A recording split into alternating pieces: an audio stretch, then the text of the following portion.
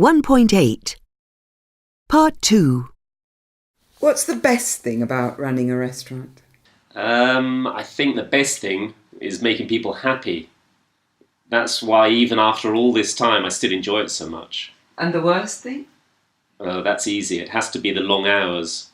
This week, for example, I'm cooking nearly every day. We usually close on Sundays and Mondays, but this Monday is a public holiday when lots of people want to eat out, so we're open. Social AI is in all the British restaurant guides now. Does that mean you get a lot of British customers? Yes, we get a lot of British people, especially at the weekends. But then we get people from other countries too.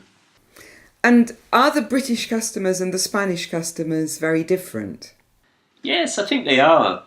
The British always say that everything is lovely, even if they've only eaten half of it. The Spanish, on the other hand, are absolutely honest about everything. They tell you what they like, they tell you what they don't like. I remember when I first opened, I had sushi on the menu, which was very unusual at that time. And I went into the dining room and I said to people, "So what do you think of the sushi?" And the customers, who were all Spanish, said, "Oh, it was awful. It was raw fish." Actually, I think I prefer that honesty because it helps us to know what people like. What kind of customers do you find difficult?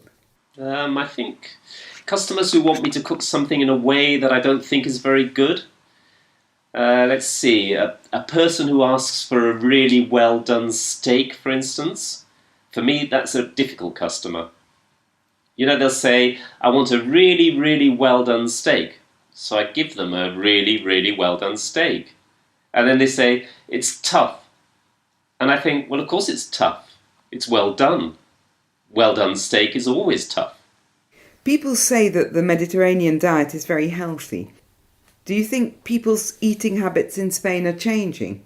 Well, I think they are changing. Unfortunately, I think they're getting worse. People are eating more unhealthily. How do you notice that?